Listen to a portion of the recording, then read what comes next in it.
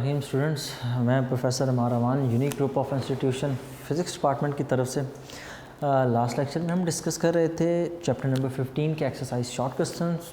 पहले हिस्से में हमने कर लिए थे 8 शॉर्ट क्वेश्चंस। सो आज हम स्टार्ट करेंगे 15.9 and onward. So 15.9, in a certain region of earth's magnetic field point vertically downward, के अर्थ के ऊपर ये अर्थ सरफेस आ गई, यहाँ पर मैग्नेटिक फील्ड की डायरेक्शन वर्टिकली डाउनवर्ड है। मैग्नेटिक फील्ड की डायरेक्शन वर्टिकल डाउनवर्ड होने का मतलब ये है यहाँ ऊपर नॉर्थ पोल है, यहाँ नीचे साउथ पोल, ठीक हो गया ना। नॉर्थ से साउथ की तरफ है डायरेक्शन। अब when a plane flies due north, अब यहाँ पर एक बात समझने वाली है। देखें, दो तरह की चीज़ें डिस्कस हो रही हैं। एक डिस्कस हो रहा है अर्थ के हिसाब से north, south, east, west, compass needle. दूसरा ये जो नॉर्थ साउथ है, ये मैग्नेटिक फील्ड लाइंस के लिए मैंने लिखा था, मैं इसको ख़त्म कर रहा हूँ। मैं इसके लिए सीधी सीधी लाइंस ड्रॉ कर रहा हूँ, magnetic field lines. And magnetic field lines, field is vertically downward, तो मैं मैग्नेटिक फील्ड लाइंस को वर्टिकली डाउनवर्ड ड्रॉ कर लेता हूँ। नॉर्थ साउथ नहीं लिखते ताकि आप कंफ्यूज ना हो। सो ये आपने नॉर्थ और साउथ पोल ड्रॉ कर लिए। अब इसमें एक प्लेन मूव कर रहा है, दोबारा देख लेते हैं। When a plane flies due north which wing is positively charge, मतलब एक प्लेन नॉर्थ की डायरेक्शन में मूव कर रहा है। जब प्लेन नॉर्थ की डायरेक्शन में मूव कर रहा है, मतलब आप यूँ समझें कि मैग्नेटिक फील्ड लाइंस यहाँ से डाउनवर्ड है, प्लेन यहाँ से यूँ आपकी तरफ मूव कर रहा है और आप मेरे हिसाब से नॉर्थ पोल है, तो मैग्नेट का नहीं, अर्थ का जो नॉर्थ साउथ ईस्ट वेस्ट है उसके अकॉर्डिंग बात हो रही। तो magnetic field lines downward, plane यहाँ से मूव कर रहा है। उसने कहा which wing of the plane is positively charge, right wing या लेफ्ट विंग। तो आप इसके लिए यूज़ क्या करेंगे, हम इसके लिए यूज़ करेंगे Fleming's right hand rule. Paper में नहीं लिखना, तो सिर्फ अपने कॉन्सेप्ट के लिए right hand rule. Mean right hand rule के अकॉर्डिंग होगा क्या, ये वेलोसिटी की डायरेक्शन, थंब इंडिकेट करेगा आपको डायरेक्शन। थंब किस चीज़ की डायरेक्शन आपको इंडिकेट करेगा, वेलोसिटी की डायरेक्शन हो गई। उसके बाद थंब आ गया वेलोसिटी की डायरेक्शन में आपकी तरफ। मैग्नेटिक फील्ड लाइंस किधर आ गई, 4 फिंगर से डाउनवर्ड। डायरेक्शन ऑफ करंट किधर आ गई, यहाँ से मेरी तरफ, तो इस तरफ कौन सा चार्ज होगा, पॉजिटिव। तो मतलब इसके बाद का ये हुआ कि करंट कहाँ से कहाँ फ्लो कर रहा है, लेफ़्ट से राइट की तरफ। तो अगर लेफ़्ट से राइट की तरफ फ्लो कर रहा है तो जो प्लेन का लेफ़्ट विंग होगा दैट विल बी पॉजिटिव, और जो प्लेन का राइट विंग होगा that will be negatively charge. तो आपने यहाँ पे Fleming right hand rule use कर लेना है कि जो करंट सेटअप होगा वो कुछ यूँ होगा। तो करंट की डायरेक्शन क्या होगी, फ्रॉम लेफ़्ट टू राइट। जब लेफ़्ट टू राइट है इसका मतलब लेफ़्ट साइड कौन सी है, पॉजिटिव, और राइट साइड कौन सी होगी, नेगेटिव होगी। ठीक है, तो लेफ़्ट राइट यहाँ से यूँ बनाने हैं, क्योंकि मैं जब आपके लिए इस साथ बात कर रहा हूँ तो ये मेरा राइट हैंड है, आपको वहाँ से फील होता है कि आपका लेफ्ट हैंड है, क्योंकि we are sitting opposite to each other, we are facing each other. जब हम एक दूसरे को फेस कर रहे होते हैं तो जो मेरी सिचुएशन है वो आपके बिल्कुल रिवर्स हो रही होती है, इसलिए आपको ऐसा फील होगा कि शायद मैं गलत बोल रहा हूँ। लेकिन जब आप अपने राइट हैंड से इसको सॉल्व करेंगे, thumb should be in the direction of velocity of the object, velocity of the charge, क्योंकि जो प्लेन है ना उसके अंदर इलेक्ट्रॉन्स मूव कर रहे हैं, बिकॉज प्लेन इज़ मूविंग। जब प्लेन मूव कर रहा है तो मैग्नेटिक फील्ड के लिए तो चार्ज मूव कर रहा है, और whenever there is a charge moving in a magnetic field it experiences a force, तो वो फोर्स एक्सपीरियंस करेगा। वो लेफ़्ट से राइट की तरफ स्विच होंगे, इसका मतलब लेफ़्ट वाला पॉजिटिव टर्मिनल है तभी तो वो राइट साइड पर मूव करेगा। लेफ़्ट से राइट, इसका मतलब लेफ़्ट साइड पॉजिटिवली चार्ज होगी, राइट साइड नेगेटिव। और यहाँ पर याद रखिएगा ये सारे के सारे रूल्स कन्वेंशनल करंट पर हैं, रियल करंट पर नहीं है। सो नेक्स्ट हमारा क्वेश्चन है, show that EMF and the rate of change of flux have same units. So आपने प्रूफ ये करना है EMF and delta phi over delta T have same units. So इन दोनों के यूनिट्स सेम करने हैं, it's not a big deal. We will start it from the right hand side, और EMF वोल्ट होता है इसका unit, volt joule per coulomb. तो ये बात ज़हन में रखिएगा। फ्लक्स के लिए फार्मूला है B.A और एरिया को चेंज करना है, क्योंकि डेल्टा फाई लिखा है तो किसी एक चीज़ को तो डेल्टा की फॉर्म में लिखना पड़ेगा, B dot delta A over delta T. B का यूनिट हमने क्या पढ़ा था, हमने बी का यूनिट पढ़ा था Newton per ampere per metre. Area के लिए हमने यूनिट पढ़ा था मीटर स्क्वायर, और टाइम के लिए हमने यूनिट पढ़ा था सेकेंड। नेक्स्ट चीज़ मीटर, मीटर से करते हैं एक तो पावर कैंसिल, तो ऊपर हो जाएगा न्यूटन मीटर। एम्पेयर को मैं नीचे स्विच कर रहा हूँ तो it will be ampere second. Newton metre किसके इक्वल होता है, newton metre is the unit of work, joule. So newton metre की जगह तो रिप्लेस होगा joule. Ampere second it is equal to coulomb. कैसे, आपने फॉर्मूला पढ़ा था Q is equal to I T. असल formula current is equal to charge over time, और जब आप T को इधर मल्टीप्लाई करते हैं Q is equal to I T, current ampere, time का यूनिट सेकेंड और चार्ज का यूनिट तो कूलम होता है। So ampere second is equal to coulomb and which is equal to joule per coulomb, और जाउल पर कूलम किसकी equal होता है, joule per coulomb is equal to volt. So EMF और delta phi over delta T का same unit हो गया। Board point of view से ये शॉर्ट क्वेश्चन बहुत इम्पॉर्टेंट है, अक्सर पूछा जाता है। नेक्स्ट हमारा शॉर्ट क्वेश्चन नंबर 15.11 है 11। When an electric motor such as an electric drill, electric drill एक मोटर ही है, क्यों, सिंपल, कोई लंबी चौड़ी बात नहीं, इलेक्ट्रिकल एनर्जी को मैकेनिकल में चेंज करती है। करंट प्रोवाइड करो, रोटेट होकर दिखा देती है। इसका मतलब वो इलेक्ट्रिकल ड्रिल, वो जो वॉल्स के अंदर होल करने के लिए, वो नेल्स वगैरह लगाने के लिए यूज़ होती है। So when an electric motor such as an electric drill is being used, does it also act as a generator? If so, what is the consequence of this? मतलब जब वो कॉइल रोटेट कर रही है, क्या वो उस वक्त जनरेटर के तौर पर भी बिहेव कर रही होती है? तो आप इसके आंसर में लिखेंगे yes, it behaves like a generator as well. क्यों? क्योंकि इसके अंदर इफ़ेक्ट हो रहा होगा, और उस इफ़ेक्ट को हम नाम देते हैं, that effect is called back EMF effect. क्योंकि वो मोटर है ना, तो मोटर के अंदर इफ़ेक्ट होता है बैक EMF इफ़ेक्ट। अब बैक EMF इफ़ेक्ट को हमने जब पढ़ा था तो हमने कहा था कि जिस डायरेक्शन में सर्किट के अंदर करंट है उसके ओपोजिट EMF इंड्यूस होती है, और जब ओपोजिट EMF इंड्यूस होगी then I will be equal to V minus E over R। अब यहाँ से हम ये बात कह सकते हैं कि सर्किट के अंदर EMF इंड्यूस होगी, और जब सर्किट के अंदर EMF इंड्यूस होगी so it will act as a generator. और इसके लिए अगर आपने लिखना हो तो आप Faraday's law of electromagnetic induction, कि जब उस कॉइल की मोटर ने रोटेट करना है, कॉइल ने जब रोटेट करना है, मोटर की कॉइल ने जब रोटेट करना है मैग्नेट के दरमियान, तो EMF इंड्यूस होगी, and this EMF will be opposite in the direction of applied voltage. तो जो आपने खुद से वोल्टेज प्रोवाइड कर रखा है कॉइल को रोटेट करवाने के लिए, उसके ओपोजिट होगा। नेक्स्ट इसके पार्ट में ये पूछा गया है, if so what is the consequence of this. अगर ऐसा होगा तो इसका कॉन्सिक्वेंस क्या होगा? इसका कॉन्सिक्वेंस ये होगा कि टाइम जैसे जैसे पास करता जाएगा, टाइम जैसे जैसे बढ़ता चला जाएगा, EMF बढ़ती चली जाएगी, और एक वक्त ऐसा आ जाएगा कि then V will be equal to E, कि वोल्टेज और EMF इक्वल हो जाएंगे। और अगर ये दोनों इक्वल हो गए then the drill will burn out, because ये जब दोनों इक्वल हो जाएंगे तो 0 ओवर R करंट की वैल्यू 0 हो जाएगी, और इसका मतलब जो उसकी वाउंडिंग है वो सारी की सारी, वो जो वायर उसके ऊपर वाउंड की हुई है ना, वो सारी की सारी वाइंडिंग ख़राब हो जाएगी। Next, can a DC motor be turn into DC generator? क्या DC मोटर को DC जनरेटर में चेंज कर सकते हैं? जी हाँ, कर लें, लेकिन उसके लिए आपको बहुत बड़े चेंजेस लेकर आने पड़ने हैं, क्योंकि आपने कन्वर्ट किसको करना है जी, DC motor into DC generator. आप DC मोटर को चेंज कर रहे हैं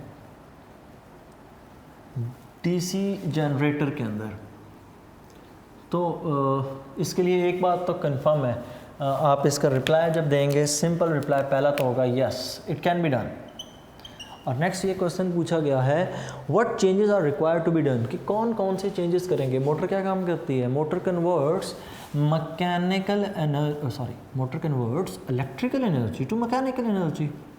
मोटर ने इलेक्ट्रिकल एनर्जी को मैकेनिकल में कन्वर्ट करना होता है, जबकि जनरेटर ने क्या काम करना होता है, इसका उल्ट करना होता है। तो सबसे पहला काम तो आप ये करेंगे कि आप इलेक्ट्रिक सोर्स को कर देंगे remove, electric source will be removed,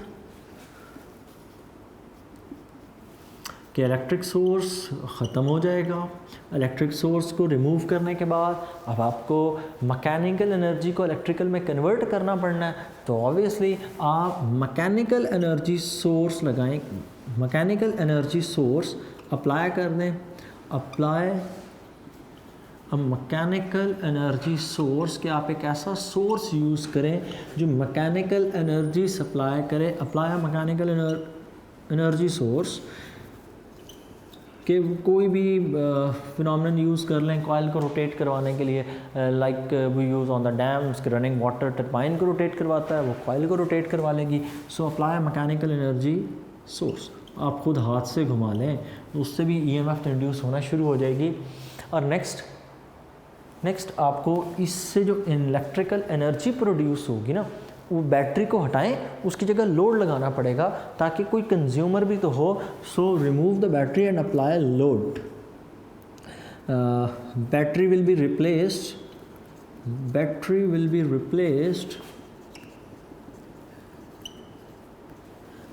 replaced by a load,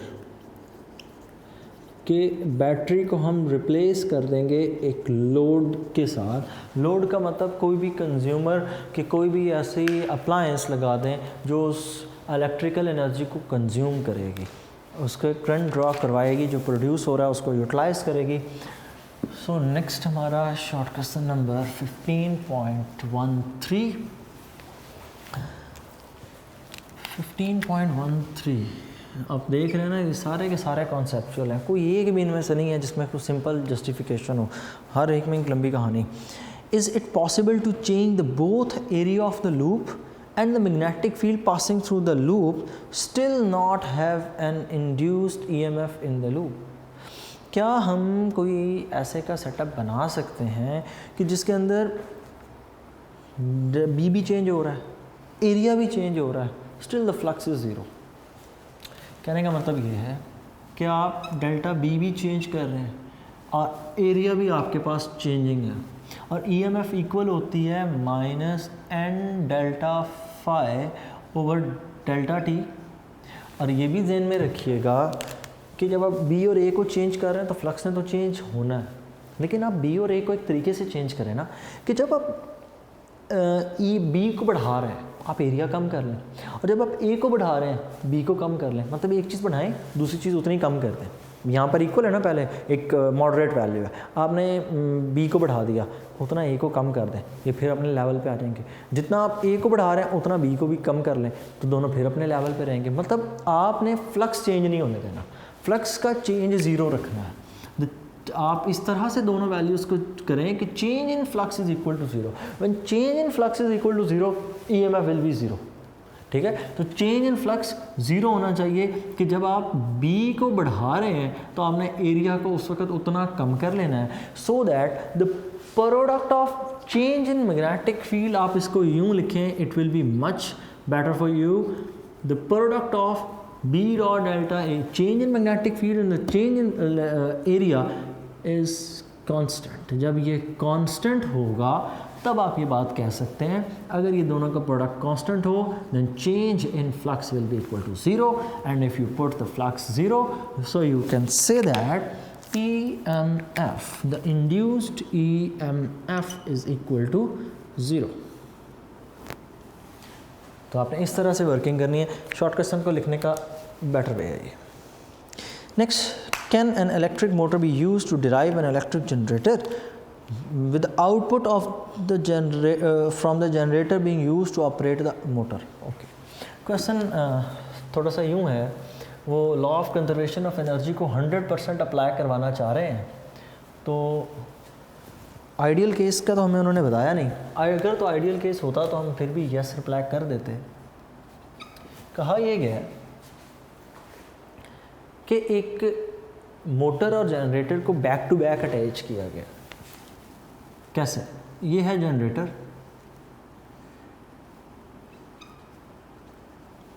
इसके आगे यहाँ पर लगी है मोटर,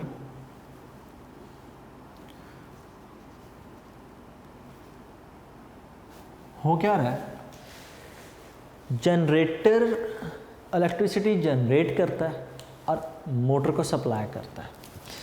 मोटर रोटेट करती है ऑब्वियसली, और रोटेट करके हमने इसको कनेक्ट किया हुआ है इसी जनरेटर की कॉइल के साथ, और इससे यूँ हम कह रहे हैं कि जनरेटर की कॉइल भी रोटेट कर रही है इसी मोटर के एक्सपेंस पे। तो अगर तो law of conservation of energy 100% applicable हो जाए, मतलब आइसोलेटेड कंडीशंस हो जाएं कि एनर्जी को ज़ाया ना हो, फिर तो ये सिस्टम वर्क कर सकता है। लेकिन चूंकि आइडियल केस उसने मेंशन नहीं किया, स्टेटमेंट दोबारा पढ़ते हैं, क्लियर करते हैं अपनी confusion. Can an electric motor be use to drive an electric generator with the output of the from the generator being used to operate the motor? No no no, it can not be done. अगर ये आप कर भी लेना तो it will not stay longer, ये ज़्यादा देर तक सिलसिला चलने वाला नहीं है। क्यों नहीं चलने वाला?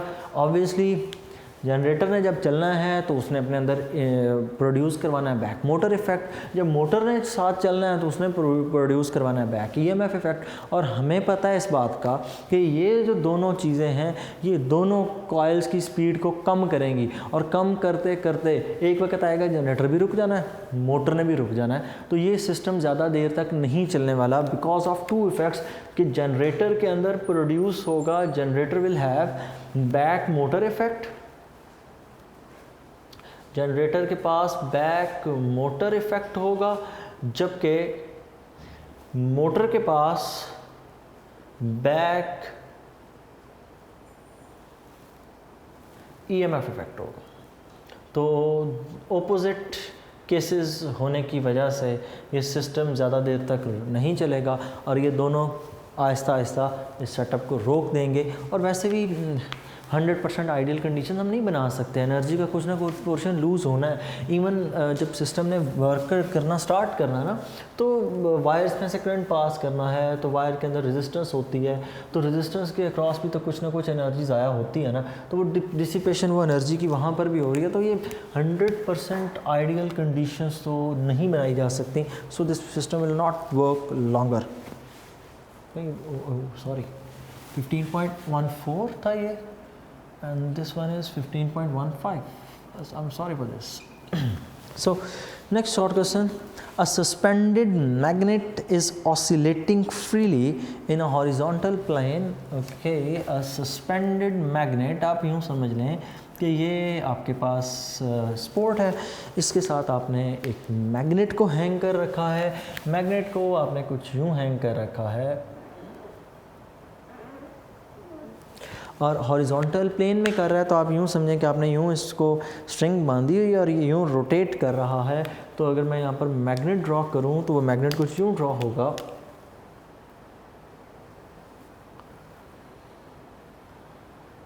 तो यहाँ पर इस मैग्नेट को अगर हम ड्रॉ करें तो ये मैग्नेट की आपके पास सिचुएशन कुछ यूँ होगी।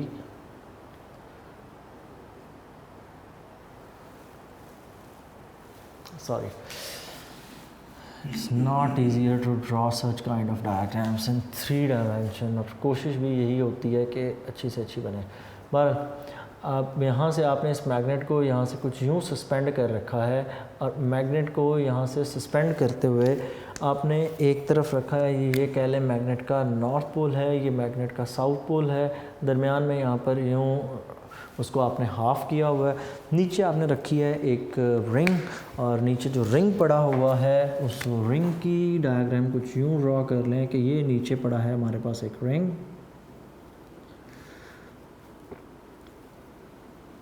So this is the ring, कि इस रिंग के अंदर ये होगा क्या, हो आगे पढ़ते हैं। Suspended magnet is oscillating freely in the horizontal plane the oscillations are strongly damped.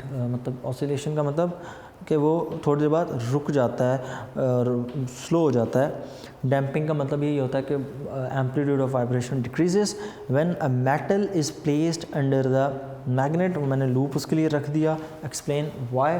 Magnet असल में कर रहा है ऑसिलेट, वाइब्रेटरी मोशन पे लगा रखा है आपने इसको, और जब ये वाइब्रेटरी मोशन पे होगा ना तो ये क्या करेगा, नीचे जो कॉयल है उसके ऊपर मैग्नेटिक फील्ड लाइंस उसका फ्लक्स चेंज करेगा, जिसकी वजह से इस फ्लक्स के इस कॉयल के अंदर क्या प्रोड्यूस होगी, ईएमएफ इंड्यूस होगी।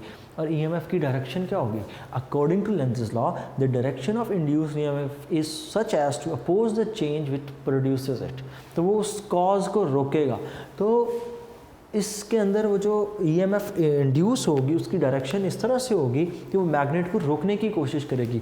जब मैग्नेट लेफ्ट साइड पे जा रहा होगा तो इंड्यूस ईएमएफ इसे राइट साइड पे पुल करेगी। जब मैग्नेट राइट साइड पे जाने की कोशिश करेगा इंड्यूस ईएमएफ इसे लेफ्ट साइड पर पुल करेगी। और इस वजह से मैग्नेट की damping Aahista Aahista Aahista Aahista damping create होती जाएगी, जिसकी वजह से एम्पलीट्यूड कम होता चला जाएगा and there will be a time when the magnet will stop eventually. So next हमारा short question number 15.16. 15.16 four unmarked wires emerge from the transformer. What step would you take to determine the turns ratio? Question number 15.16 है कि एक transformer के अंदर से 4 wires आपने निकाल रखी हैं, तो आप उन चारों वायर से किस तरह से डिटेक्ट करेंगे कि ट्रांसफार्मर की टर्न्स रेशियो कितनी है। And turns ratio of the transformer is NS/NP is equal to question mark. ये कितनी होगी, ये है क्वेश्चन। सो सबसे पहला काम हम क्या करेंगे, सबसे पहला काम ये होगा कि हम ट्रांसफार्मर को अटैच करेंगे एवोमीटर के साथ। हम इस काम के लिए यूज़ क्या करेंगे, we will use an avometer. Avometer ही क्यों यूज़ करना है, क्योंकि एवोमीटर हमें दोनों वैल्यूज़ वोल्टेज और रेजिस्टेंस की मेजर करके बता देगी। हम पहले क्या करेंगे, हम पहले एवोमीटर को वायर्स के साथ कनेक्ट करेंगे और पहले प्राइमरी की रेजिस्टेंस निकाल लेंगे, फिर सेकेंडरी की रेजिस्टेंस कैलकुलेट करेंगे। और अगर resistance of the primary is greater than resistance of the secondary, अगर प्राइमरी की रेजिस्टेंस ज़्यादा हो सेकेंडरी की रेजिस्टेंस कम हो, तो इस केस में आप ये कह सकते हैं this is a step up transformer. ये ट्रांसफार्मर कौन सा होगा जी, अगर प्राइमरी की रेजिस्टेंस ज़्यादा हो सेकेंडरी की रेजिस्टेंस कम हो, तो इस तरह के ट्रांसफार्मर को हम नाम देते हैं this is called step up transformer. अब आपको ट्रांसफार्मर की टाइप का पता चल चुका है। अगर आपको ट्रांसफार्मर की टाइप का पता चल चुका तो नेक्स्ट काम अब हमने क्या करना है, हम इसको वोल्टेजेस प्रोवाइड करेंगे, प्राइमरी वोल्टेज प्रोवाइड करेंगे। हम इसको पहला स्टेप ये होगा कि रेजिस्टेंस फाइंड करें, दूसरा स्टेप होगा प्रोवाइड Vp, और जब आप इसे प्राइमरी वोल्टेज प्रोवाइड करेंगे ऑटोमेटिकली सेकेंडरी वोल्टेज कुछ ना कुछ तो आना ही है, तो आपको Vs भी गेन हो जाएगा ऑटोमेटिकली। तो आप फार्मूला लगाएं NS/NP is equal to VS/Vp। इन दोनों के जब रेशियो को आप कंपेयर करेंगे तो ये होगी जी हमारे पास answer the value of turns ratio. ये टर्न्स रेशियो का टोटल आंसर होगा। Next, can a step up transformer increases the power level. Next question है जी 15.17।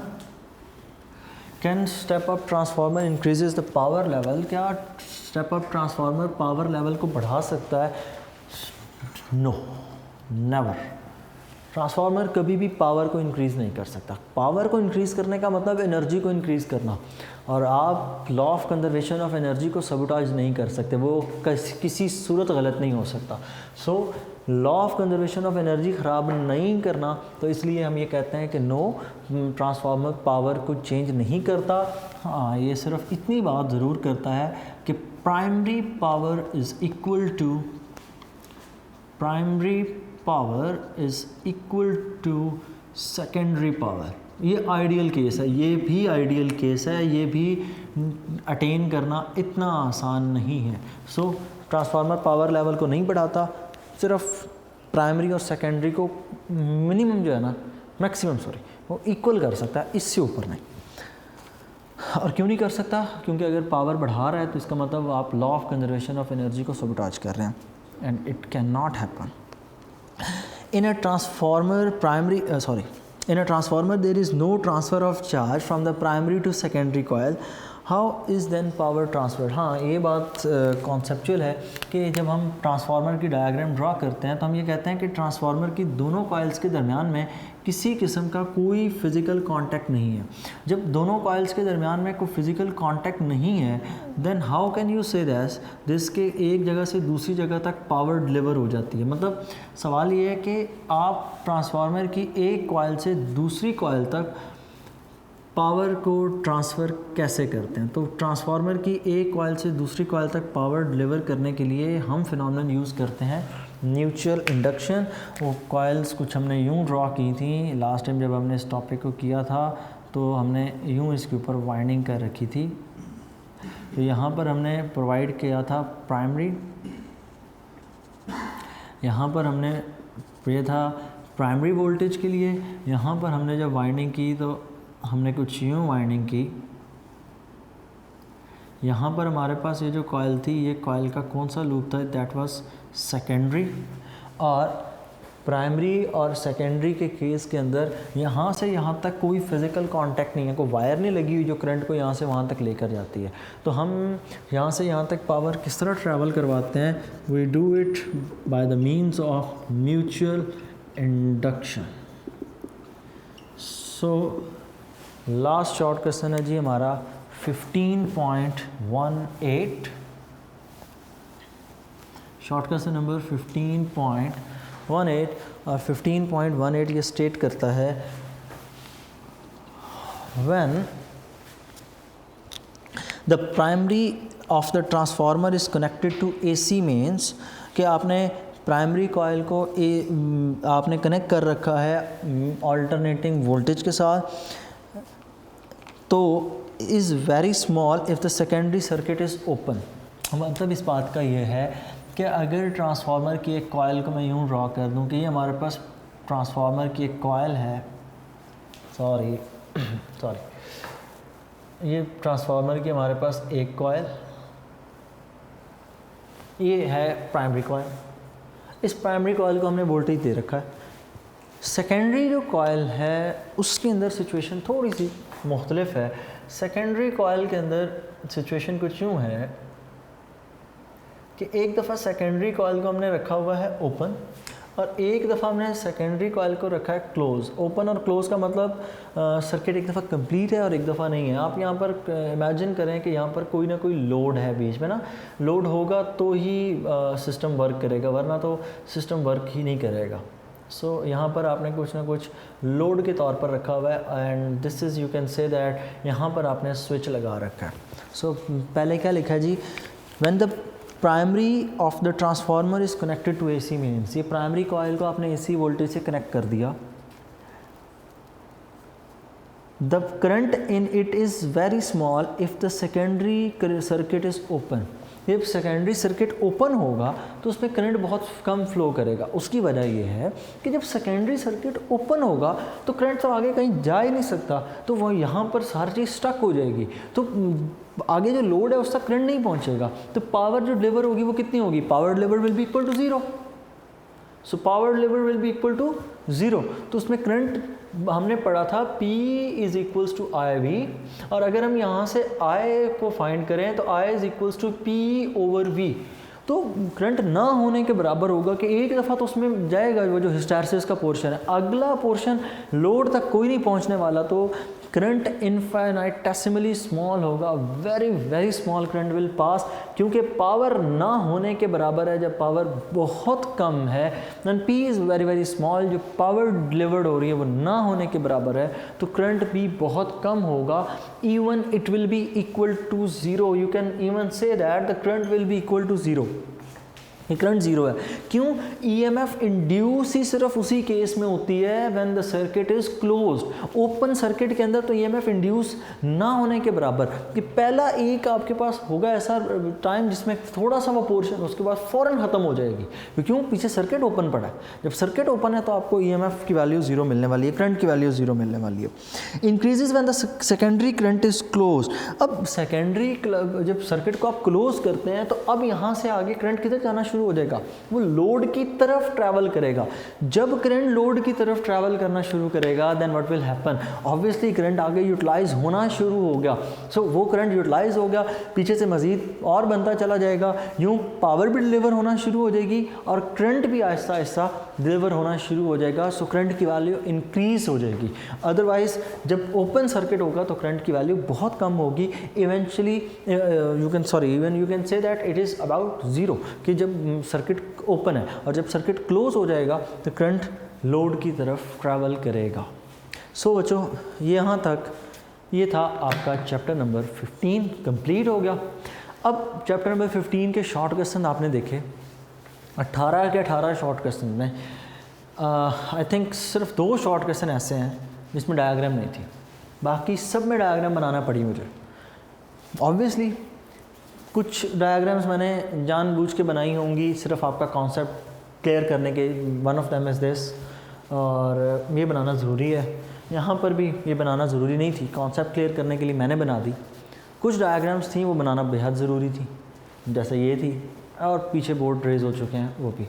तो इन सारी चीज़ों में मैंने जो चीज़ आपको बतानी वो ये कि जब आप पेपर में अटैम्प्ट करेंगे, जहाँ पर आपको लगे कि ज़रूरी है वहाँ पर आपने बनानी है, और जहाँ पर डायग्राम आप देख रहे हैं कि नहीं इतना आपके पास कंटेंट है लिखने को, ये डायग्राम के बगैर भी काम चल जाएगा, then it is fair enough, वहाँ पर आप बेशक ना ड्रा करें, लेकिन कोशिश करें मार्क्स अच्छे गेन करने के लिए अपनी थोड़ी सी प्रैक्टिस रखें इन चीज़ों के ऊपर, क्योंकि जितनी अच्छी डायग्राम्स होती हैं मार्क्स आपको गेन करने के आपके मौके उतने बढ़ जाते हैं। सो कोशिश करें इसके लिए अच्छी से अच्छी डायग्राम्स ड्रा करें, अपने कॉन्सेप्ट्स को बेहतर करेंगे।